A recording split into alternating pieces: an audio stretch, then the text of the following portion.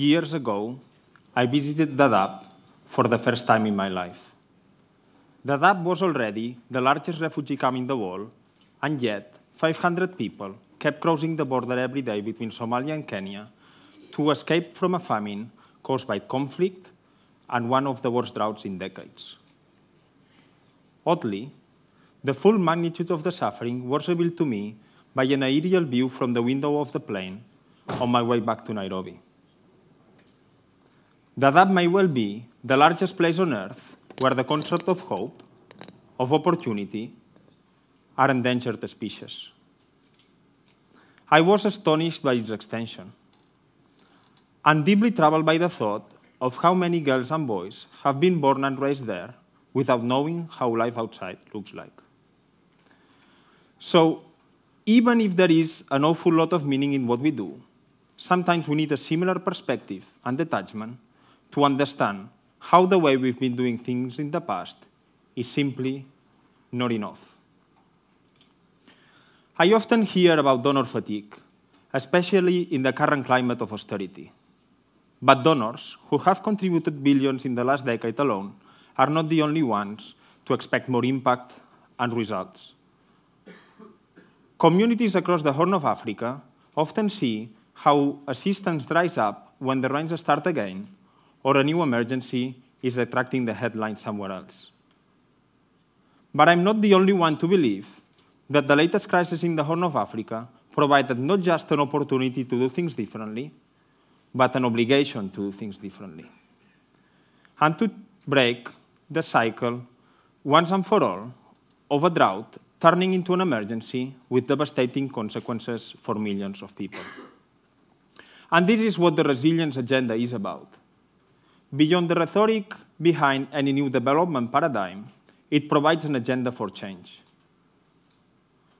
To empower communities and households to recover from a shock whenever it happens, recovering at least to the point they were before the impact of a drought.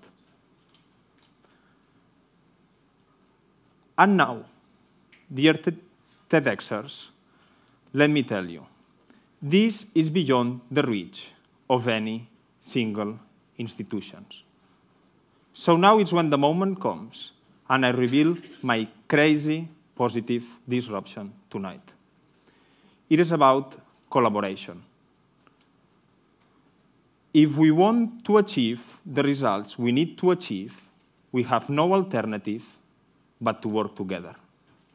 And now it's when you think, is this all the positive disruption a UN type like me can only talk about?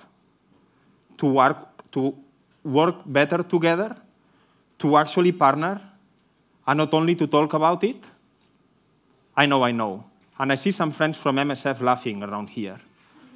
But even if it seems obvious, it is not evident. To start with, we need to change the way we've been doing business in the past, whatever the inertias, whatever the institutional constraints. So instead of each of us seeking funding for a project in the sector we specialize in, whether it's food, water, health, education, or infrastructure, and to try to solve the problem in an isolated way, we come together, we define what the problem is, and we decide who's going to do what, where, in the years to come. And this approach takes lots and lots and lots of meetings, let me tell you. Almost as many as to solve the euro crisis. But the entrepreneurs of resilience, working at all levels in different organizations, have the vision required and are damn stubborn and also have the energy and determination to make it happen. Resilience will not be built in a day, but the incentives to take this approach are powerful.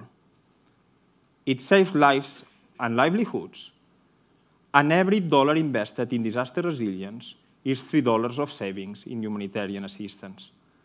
So no wonder donors are contributing more and more fundings towards these kind of programs in order to achieve more impact and results. Similar investments in the past in Ethiopia, in Kenya, in Uganda, have already moved thousands of people from reliance on emergency relief to self-sufficiency and prevented the latest crisis from being even more severe. Now it's about doing more together and at a scale, regardless of the meetings it takes. The resilience revolution is changing the way we work to change the way we've been dealing with crises in the Horn of Africa.